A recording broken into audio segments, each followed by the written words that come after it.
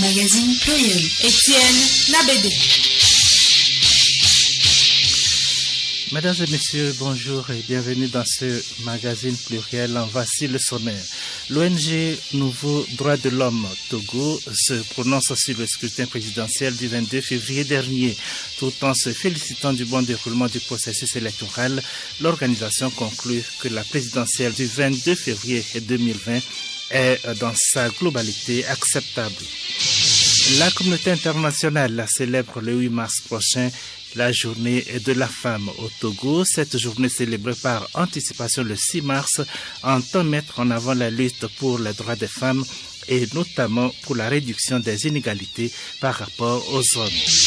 Guinée, Alpha Condé annonce le report de 2 semaines des législatives et du référendum constitutionnel de demain dimanche. Le président guinéen précise qu'il ne s'agit ni d'une capitulation ni d'une reculade. Avant ce report, l'Union africaine et l'OIF avaient annoncé leur retrait du processus électoral. Nous parlons dans la seconde partie de ce magazine Droits de l'homme avec M. Didier Nkekpo de la Fédération togolaise des associations de personnes handicapées FETAF. Il prodigue des conseils pour une meilleure insertion des personnes handicapées dans notre société. Magazine pluriel de ce 29 février, c'est aussi les échos du palais et la revue de presse.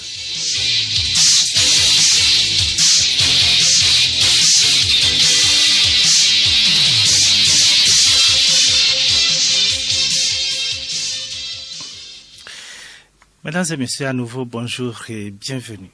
La Journée internationale des femmes, également appelée Journée internationale des droits des femmes, est célébrée chaque 8 mars. C'est une journée qui met en avant la lutte pour les droits des femmes et notamment pour la réduction des inégalités par rapport aux hommes. Au Togo, cette journée se célèbre par anticipation le 6 mars prochain sous le thème Femmes togolaises à l'aune de Beijing, plus 25 bilans et perspectives. Hier, toutes les parties prenantes à cette manifestation se sont retrouvées à Lomé en une réunion préparatoire. Edouard Sonon. Le gouvernement se propose, dans le cadre de la présente édition, de faire le bilan des actions entreprises en matière de promotion des droits des femmes par rapport aux 12 domaines critiques du programme d'action de Beijing. Tébie Amouzou Manzalo, directrice du genre et des droits de la femme. La rencontre de ce jour s'inscrit dans le cadre des préparatifs de la Journée internationale de la femme édition 2020. Et au thème international, je suis de la génération égalité, levez-vous pour les droits de la femme. Et nous sommes aujourd'hui au rapport de Beijing plus 25. Dans ce rapport, le Togo fait le point de ce qu'il a pu faire. Ce n'est pas seulement le gouvernement, mais c'est tous les acteurs au développement qui doivent faire le bilan pour voir ce que nous avons pu faire. La ministre en charge de l'action sociale et de la promotion de la femme, Tchabinandi Kolani Yenchare, a saisi l'occasion pour inviter toutes les femmes à se mobiliser davantage pour la réussite de l'édition 2020 de cette journée. Les efforts accomplis pour permettre à la gente féminine de s'épanouir sur tous les plans et de participer valablement et efficacement au développement de la nation ne sont pas des moyens, mais des défis énormes et persistants liés à des facteurs sociaux, culturels, institutionnels ont mis à rudes épreuves l'atteinte des résultats escomptés. J'invite les femmes togolaises à participer massivement aux différentes activités qui seront organisées en leur honneur. Les rapports hommes-femmes ont de tout temps été émaillés par de nombreuses irrégularités. Ce déséquilibre a été entretenu par des idéologies autour des champs socio-culturels, économiques et de gestion du pouvoir. Pour réduire ces inégalités qui empêchent la femme de jouir de ses droits et d'avoir les mêmes opportunités que l'homme, la communauté internationale a adopté en 1995 un programme d'action en 12 volets pour la promotion des droits de la femme. La journée du 8 mars a été également instituée. Quels sont les acquis au plan d'action de Beijing pour la femme togolaise? Bénédicte Kanda dans ce magazine. La conférence de Beijing a lancé un appel pour plus de mobilisation d'activités en faveur de l'égalité des sexes. Tebie Amoussou Kwetete Mazalo, directrice du genre et des droits de la femme. Juste après la conférence mondiale, il a été demandé à tous les pays de mettre en œuvre le programme d'action de Beijing, qui a eu des avancées notables. Il est vrai qu'il y a des difficultés, mais des avancées notables dans l'élaboration, la révision même des textes qui promeuvent les femmes dans tous les domaines. Prenons l'exemple de l'Assemblée nationale. Le Togo, pour la première fois, a une femme présidente de l'Assemblée nationale. C'est un pas également au niveau de l'autonomisation économique de la femme. Plusieurs programmes ont été mis en œuvre. Autre décision à mettre à l'actif du gouvernement est le fonds FNFI et le code foncier qui offre des avantages aux femmes dans le droit d'acquisition de la terre. Aoku Afi Isabelle, chargée du programme Club des mères à la Croix-Rouge. Aujourd'hui, nous avons le fonds FNFI, une femme qui n'a même pas 5 francs pour s'acheter de l'eau. Avec ce fonds aujourd'hui, elle a un petit étalage fructifié des fonds et qui lui permet de prendre soin de sa famille en termes de droit foncier. Les textes, les lois qui régissent ce droit-là à la terre, à la femme togolaise, tout a été déjà défini par les juridictions ou par l'État ou par le ministère de la promotion de la femme. Aujourd'hui, ce sont les contraintes socioculturelles qui empêchent la femme d'avoir accès à cette terre-là. L'égalité des sexes ne doit pas être perçue comme l'égalité physique, mais l'apport que les deux sexes se vouent pour le bien de l'humanité.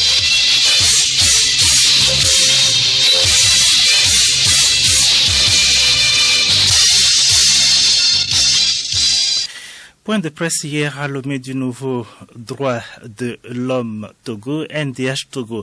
Un point de presse qui a permis à cette organisation de se prononcer sur l'élection présidentielle du 22 février dernier au Togo.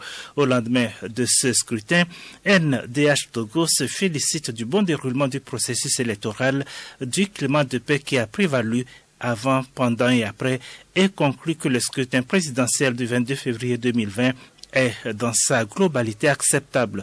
Toutefois, NDH Togo formule quelques recommandations à l'endroit des acteurs du processus. Odette Pira. À la suite du processus électoral du 22 février 2020, NDH Togo suggère entre autres la mise sur pied d'une CENI technique permanente, le recours aux voies légales en cas de contestation. Bertin Amégan Athion, président de NDH Togo. Il faut une mise sur pied d'une CENI technique permanente. Ceci doit être dit, répété et martelé. Appuyer techniquement et financièrement tous les observateurs nationaux. Ce n'est pas seulement les observateurs internationaux qui doivent être bien servis. Les nationaux font les boulots que les internationaux aussi font, peut-être le faire d'ailleurs mieux que ces gens-là. Mais nous n'avons pas de sponsors, nous n'avons pas de financiers. La deuxième recommandation, c'est de continuer de promouvoir la non-violence, surtout en période post-électorale, et renforcer davantage le rôle de sensibilisation et d'éducation des militants des partis politiques. Appuyer les organisations de la société civile dans leur mission d'éveil citoyen, d'éducation et de formation des délégués des partis politiques et membres du bureau. Dans ce rapport de NDH Togo, on note que la campagne s'est déroulée dans un climat d'apaisement et sans heurts. Les candidats ont fait preuve de civilité et de responsabilité. Sur les 994 bureaux de vote supervisés, NDH déclare que la ponctualité était au rendez-vous. En dehors de l'apaisement et du calme souligné par l'organisation, elle note par endroits le manque des documents électoraux et les membres des bureaux de vote qui n'étaient pas assez outillés sur leur rôle. NDH Togo s'est aussi prononcé sur les propos de l'opposition. L'organisation invite les acteurs à attendre les résultats de la Cour constitutionnelle. Bertin Amégan Athion. On note par endroit le manque de documents électoraux. Encre, tampons, enveloppes, bâtons de craie, rubans, ciseaux, bougies, etc. On pouvait aussi remarquer que les membres du bureau de vote et les délégués des candidats n'étaient pas bien outillés. Ils n'étaient pas censés maîtriser leur mission. NDH Togo exerce depuis 2010 dans notre pays. Et pour suivre ce communiqué du ministre de la Sécurité et de la Protection civile relatif à l'appel à manifester de Monseigneur Philippe Fanouko Kodjo et de Monsieur Kodjo Agbeome Mensan. Bénédicte Kanda. Pour faire suite au communiqué du ministre de l'Administration territoriale, de la décentralisation et des collectivités locales en date du 27 février 2020 relatif au caractère illégal de l'appel à une manifestation de rue véhiculée sur les réseaux sociaux par Monseigneur Podro et M. Kodjo Agbeome, prévu pour ce vendredi 28 février 2020, les forces de l'ordre ont, dans l'exécution de leur mission régalienne, pris de mesures appropriées pour, d'une part, préserver l'ordre public et garantir la libre circulation des personnes et des biens sur toute l'étendue du territoire national et, d'autre part, protéger les premiers responsables de la dynamique Monseigneur Podro. À cet effet, des dispositifs légers de sécurité ont été mis en place au domicile de Monseigneur Podro et de M. Agbeome Kodjo aux fins de leur sécurité. De même, un autre dispositif de sécurité a été prépositionné dans les parages du bas-fond du collège Saint-Joseph à Lomé, où une cinquantaine de jeunes se sont présentés aux environs de 13 heures. Ces derniers ont été priés de quitter les lieux et les plus récalcitrants ont été dispersés sans incident. À la fin de la journée, les dispositifs de protection des domiciles des deux personnalités ci-dessus mentionnées ont été levés.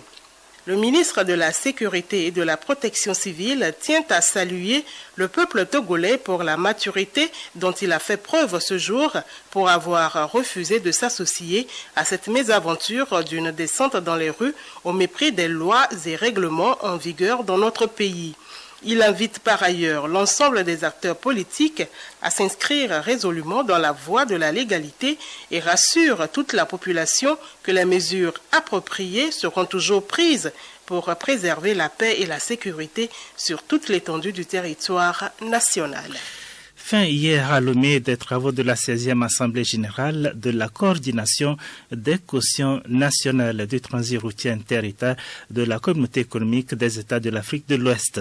Les travaux ont permis aux participants de faire l'état des lieux de l'application de la garantie unique au sein des pays de la CEDEAO. Angèle Ontondi.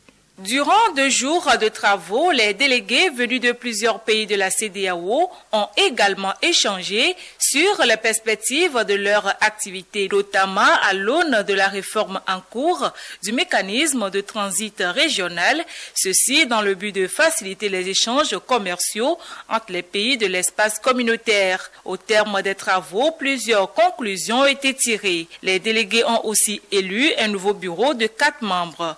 Emmanuel Yoda, président de la coordination, reconduit pour un mandat de 4 ans. Les grandes conclusions qu'il faut retenir, c'est que désormais, notre association a un nouveau bureau. Deuxièmement, c'est que ce bureau va élaborer un plan stratégique sur 8 ans, donc sur 2 mandats. Troisième chose, c'est qu'au niveau de la gouvernance, un certain nombre de dispositions qui doivent être prises, notamment pour améliorer la gouvernance économique et financière, le suivi des activités. Et enfin, au niveau donc de notre activité, c'est les nombreuses missions de lobbying qui doivent être mises en œuvre pour amener les cautions nationales sœurs qui n'ont pas encore soit signé l'accord qui nous lie, soit alors qui ont signé mais n'arrivent pas à mettre en œuvre. Donc il y a des missions de sensibilisation qui sont prévues dans les différents États pour échanger avec les autorités qui sont en mesure donc d'influencer cette décision et également apporter un peu donc de l'accompagnement en termes de compétences à ces cautions pour la mise en œuvre effective de ce dispositif. Le bureau compte également relever les défis auxquels font face les cautions nationales. Jacob Bilekanga,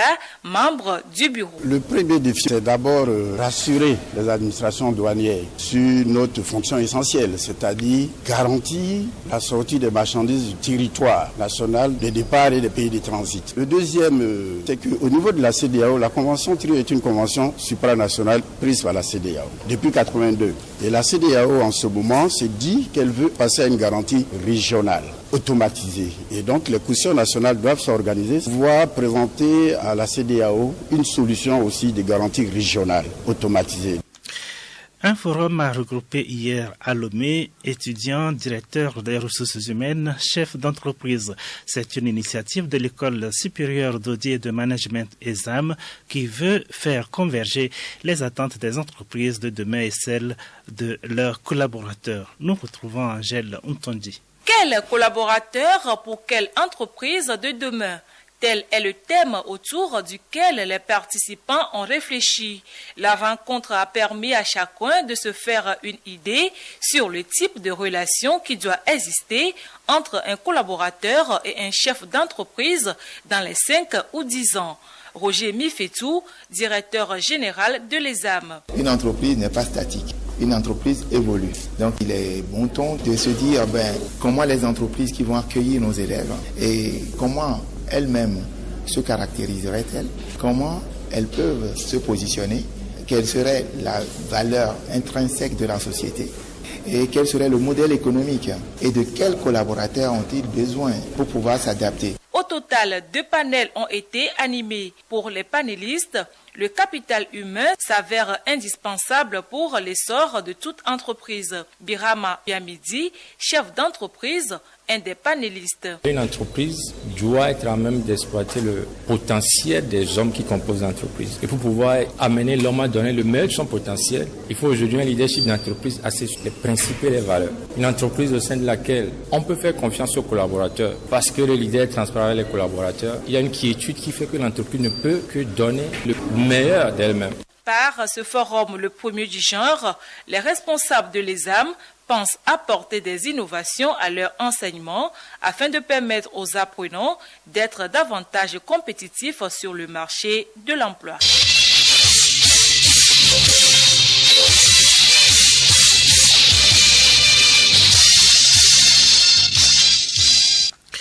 Guinée, les électeurs n'iront pas aux urnes demain dimanche.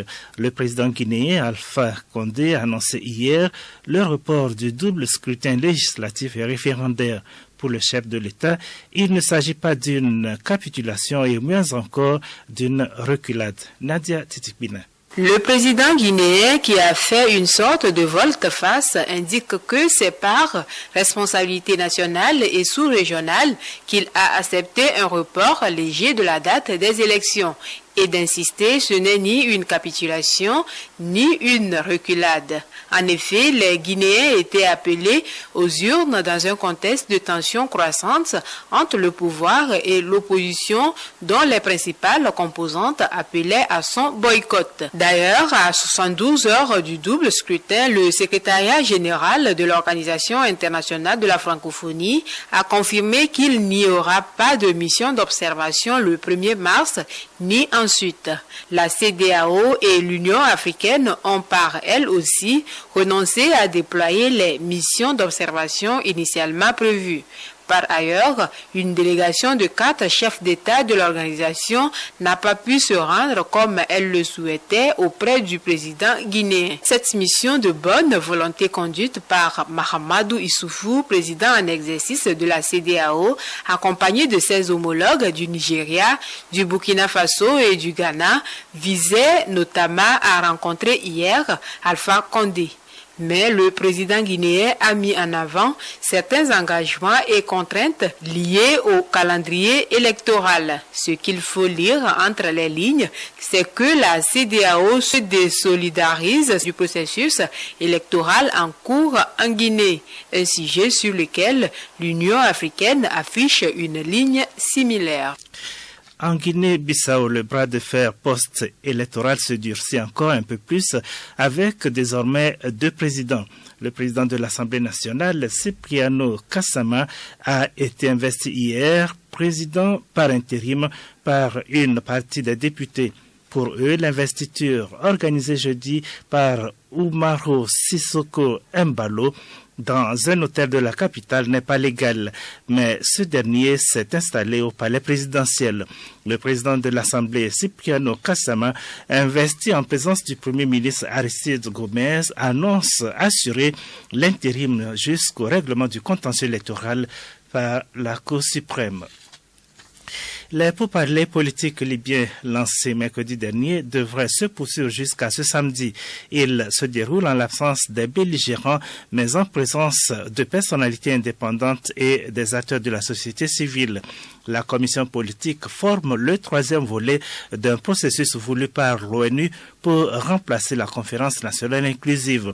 La tâche de cette commission est d'autant plus compliquée que les deux autorités rivales posent chacune des conditions préalables et les délégations ont quitté Genève avant même le début de la réunion. Antonio Guterres appelle à manifester les efforts pour contenir le Covid-19 sans stigmatisation.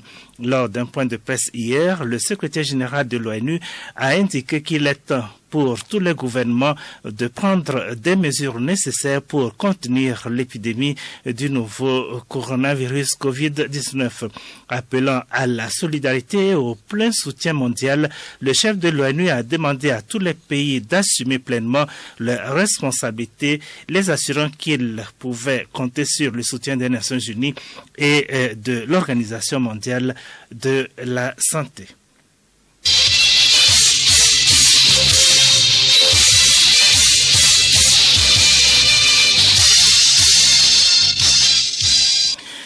Invité du jour à présent, nous parlons des droits de l'homme ce samedi. Il est essentiellement question de l'accessibilité des personnes handicapées aux édifices publics, par exemple, et dans bien d'autres domaines.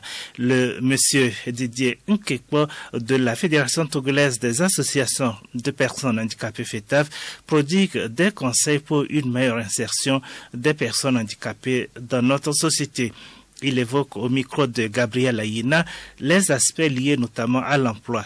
Monsieur Nkekpo fait également des propositions à suivre dans cet entretien. Monsieur Nkekpo, bonjour. Bonjour. Alors, quand on parle d'accessibilité, concrètement, de quoi s'agit-il? Merci beaucoup. L'accessibilité est l'un des principes fondamentaux de la Convention des Nations Unies relative aux droits des personnes handicapées. La Convention a 8 principes et l'accessibilité fait partie de ces principes-là. Donc c'est un principe transversal à tout ce qu'on fait pour la promotion des droits des personnes handicapées. Alors, lorsqu'on parle des droits des personnes handicapées, d'aucuns vont se demander, mais est-ce que les personnes handicapées ont des droits spécifiques que en dehors des droits reconnus à tous les humains? Je dirais non. La personne handicapée n'a pas de droits spécifiques. La personne handicapée doit jouir de tous les droits que les autres jouissent. Éducation, santé, emploi, le droit à la vie, etc., etc. Alors, mais d'où est-ce que l'accessibilité intervient?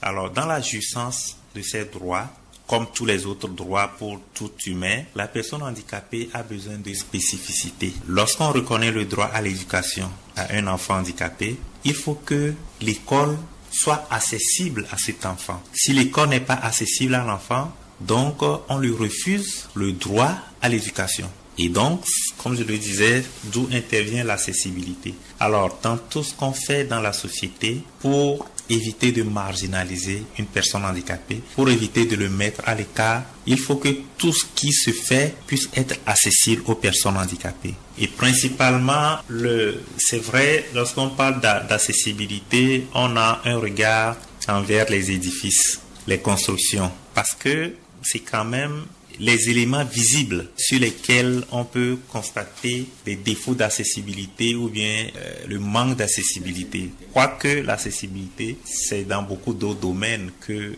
le domaine des édifices. Voilà. Alors, donc, je crois peut-être en faisant ce petit détour, avoir défini un peu ce que c'est que l'accessibilité. Et donc, lorsque on parle d'édifices publics, c'est-à-dire les écoles, les hôpitaux, les centres administratifs comme les mairies, les palais de justice, les commissariats, les gendarmeries, sont autant de lieux publics qui rendent des services, soit pour aller faire des légalisations, soit pour aller faire le mariage ou pour assister à un mariage, soit pour aller se plaindre.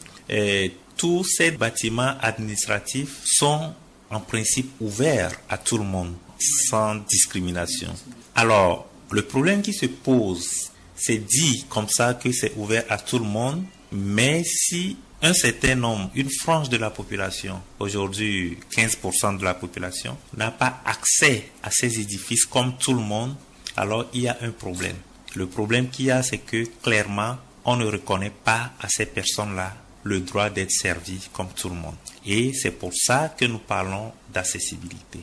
L'accessibilité peut être physique, l'accessibilité peut être communicationnelle, l'accessibilité peut peut prendre d'autres dimensions psychologiques, psychosomatiques, peut-être que je vais expliquer. Parlons justement de la communication. Comment peut-on faciliter la communication des personnes handicapées?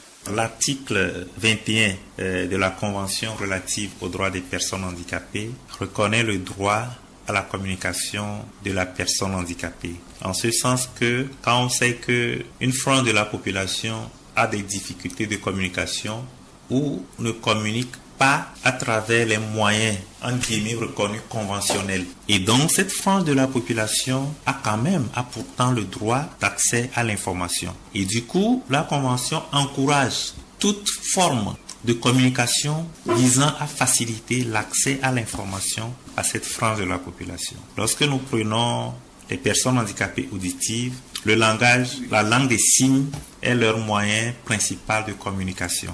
Et en dehors de ça, on peut parler, pour ceux qui savent bien lire, de sous-titrage. Lorsqu'on est dans le cas du handicap visuel, il faut que ce qui est écrit, par exemple, en blanc-noir, puisse être transcrit en braille pour qu'une personne handicapée visuelle puisse lire. Ou alors, qu'il y ait une synthèse vocale pour que la personne puisse écouter à défaut de voir l'écriture.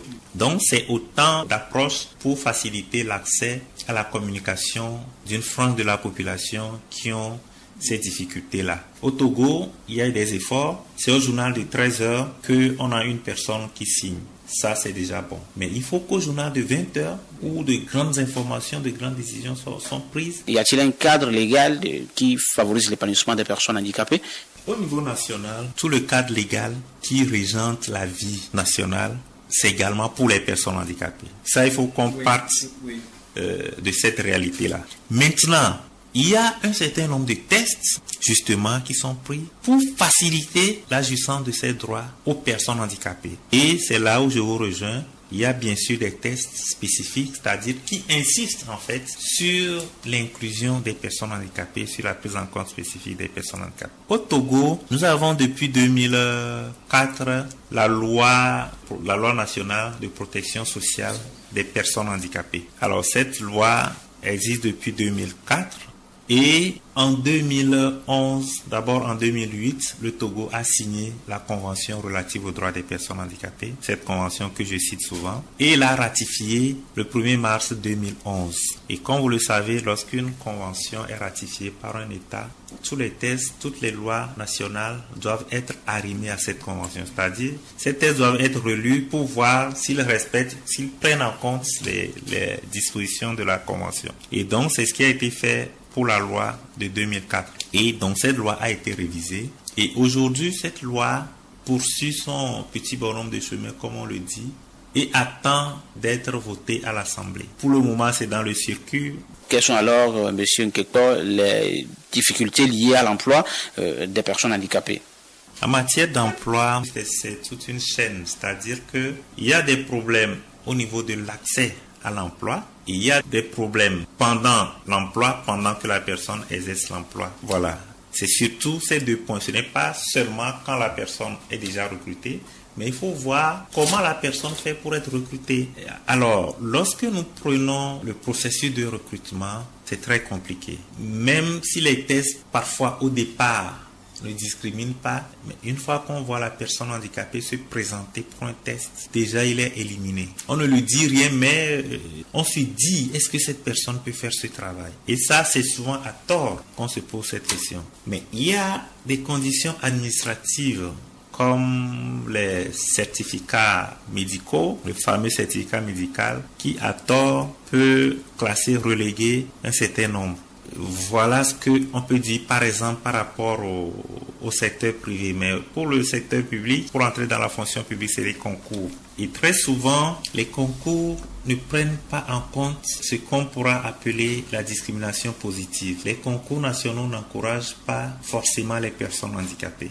En principe, sous d'autres cieux, il y a un quota qui est réservé pour les personnes handicapées lors des concours. Pourquoi? Parce qu'on estime que la personne avec son handicap a perdu beaucoup d'années sur les bancs. Pas parce qu'il ne travaille pas bien, mais d'abord par le retard qu'il a à commencer les études. nos parents n'aiment pas mettre leurs enfants handicapés à l'école. Il est rare qu'ils s'efforcent, il faut leur faciliter la tâche. Maintenant, le maintien dans l'emploi. Lorsqu'on prend le maintien dans l'emploi, il y a beaucoup de choses. Lorsqu'une personne handicapée est recrutée, il faut lui donner le nécessaire pour faire le travail. Si vous ne lui donnez pas le nécessaire, vous allez dire que cette personne n'est pas compétente. À M. Sossou, par exemple, qui est une personne handicapée visuelle, vous lui donnez un ordinateur sans synthèse vocale, sans le logiciel JAWS ou un autre logiciel de synthèse vocale. Mais qu'est-ce que vous voulez qu'il fasse? Vous allez dire, oh, lui là, même un ordinateur ne peut pas utiliser. Alors que c'est le service qui doit adapter son ordinateur pour qu'il puisse l'utiliser. Et donc, il y a autant, ça j'ai donné juste l'exemple du handicap visuel, mais il y a autant d'exemples qu'on peut donner pour tout type de handicap. Mais en dehors de ça, il faut l'accessibilité, votre fameuse accessibilité, c'est-à-dire il faut que la personne puisse avoir accès à son bureau tranquillement. S'il vient en fauteuil roulant, qu'il puisse rentrer dans son bureau sans que chaque matin on ne le soulève. Et donc, dans son bureau, il faut qu'il puisse avoir accès facilement à l'interrupteur, il faut qu'il puisse avoir accès aux toilettes comme toutes les autres personnes, etc. Sur certains postes même, mais la plupart des postes, la personne handicapée est plus performante que toutes les autres personnes. C'est une bataille sans fin parce que aucune œuvre sociale, de toute façon, la perfection n'est pas de ce monde et la société va se corriger, mais ne sera jamais parfaite. Même aux États-Unis, la lutte continue toujours pour l'accès des droits des personnes handicapées, même s'ils sont très très évolués par rapport à nous. Alors, selon vous, quel peut être l'apport du gouvernement dans cette lutte que vous menez? L'État, c'est notre partenaire principal. L'État a accepté qu'on travaille, qu'on existe sur le territoire. C'est déjà un grand apport. Tous les ministères, ils nous invitent systématiquement pour travailler sur les programmes, les projets, les plans, tout document de développement, tout document stratégique. Il y a beaucoup de choses qu'on attend toujours de l'État, plus que ce qu'il a l'habitude de faire. Et donc, nous continuons les plaidoyer pour que vraiment ça se fasse. Par exemple, l'accessibilité systématique de tous les bâtiments administratifs, y compris les écoles et tout. Tous les bâtiments doivent être construits au Togo, financés par l'État, doivent être déjà accessibles. Ce n'est pas après qu'on va le rendre accessible.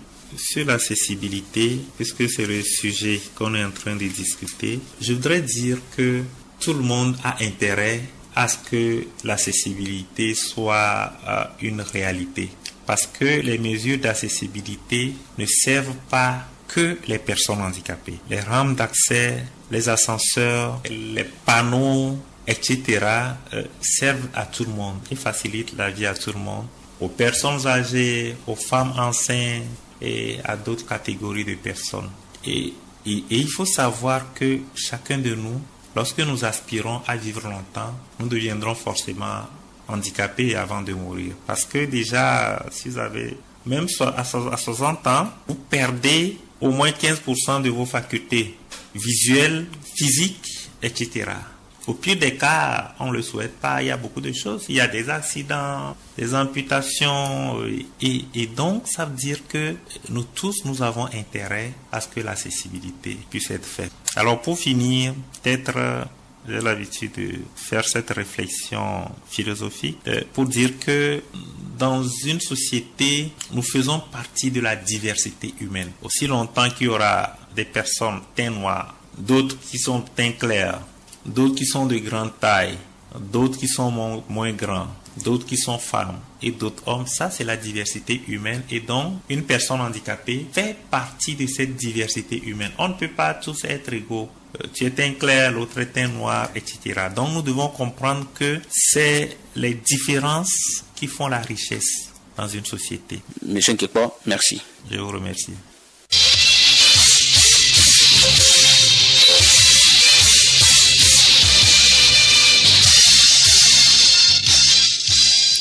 Le nommé Yempab est accusé d'assassinat sur la personne de son voisin Yendoube. Il reprochait à la victime d'être à l'origine de sa séparation d'avec son épouse. La cour d'assises de Lomé l'a acquitté, arguant un manque de preuves. Le récit des faits avec Hélène Assabi. Le sieur Yempab vivait dans la préfecture de Logou avec sa victime Yendoubé, la fille de ce dernier. Suite à des violences sur sa femme, cette dernière a quitté le domicile pour rejoindre ses parents.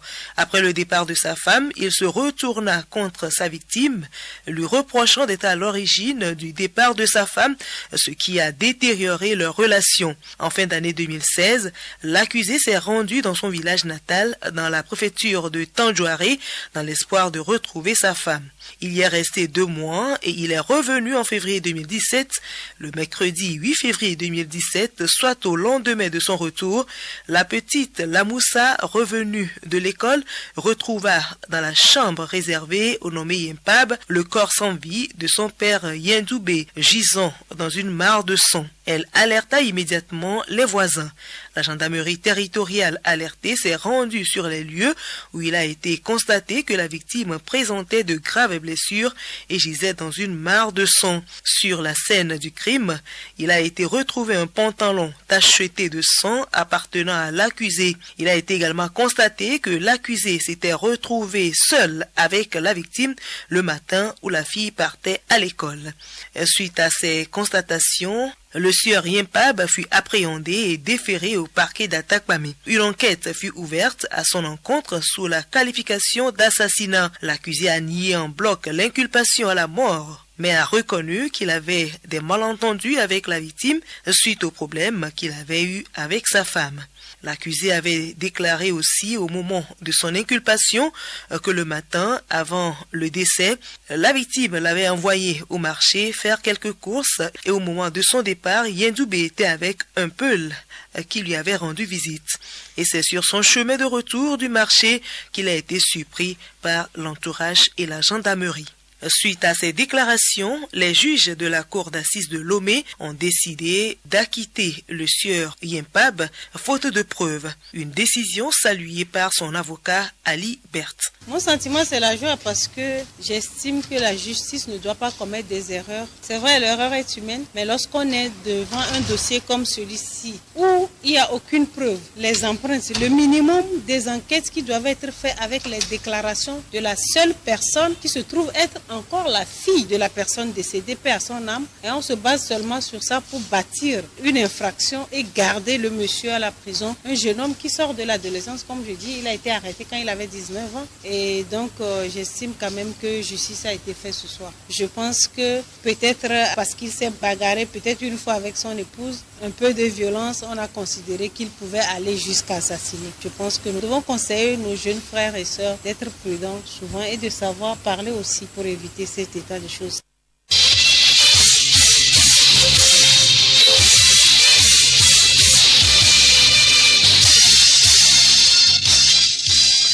Revue de presse à présent. À la une des parutions cette semaine, la réélection du chef de l'État Faure Essazom Gnassingbé à la magistrature suprême au terme d'un scrutin présidentiel du 22 février dernier.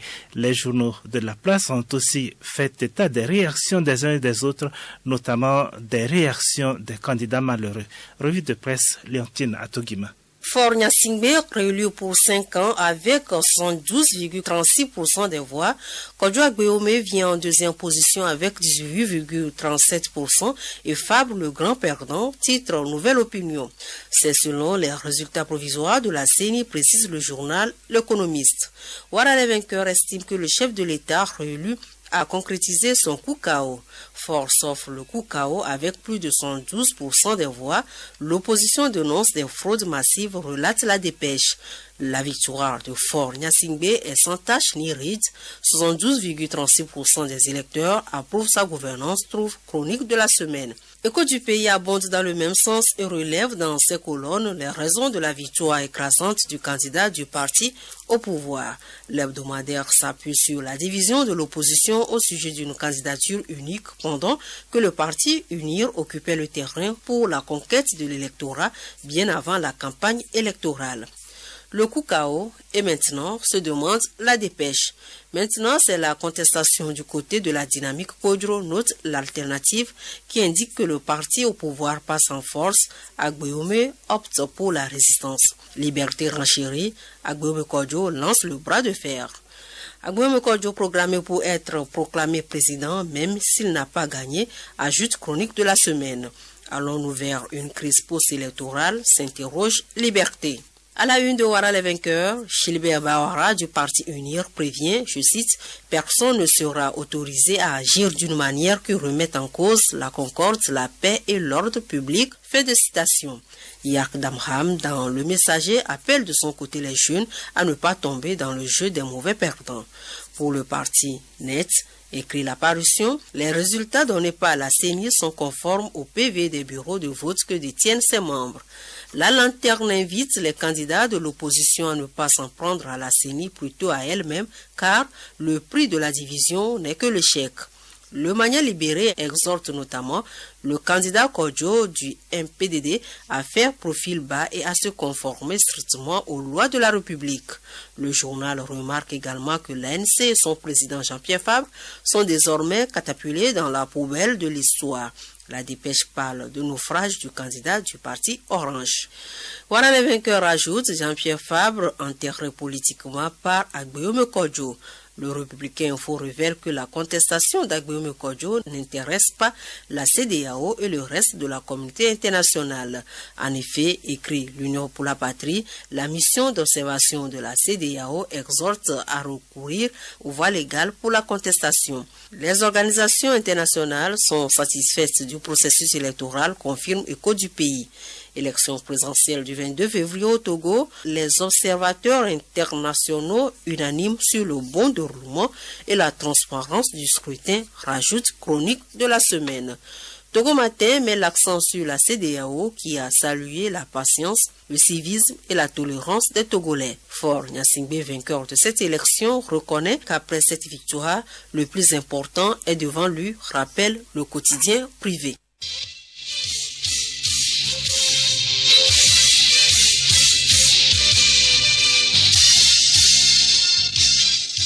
Pluriel, le magazine hebdomadaire de Radio Lomé. Mesdames et messieurs, c'est la fin de ce magazine Pluriel. Il est 13h12 dans nos studios. Merci de nous avoir suivis. Prochain rendez-vous samedi prochain.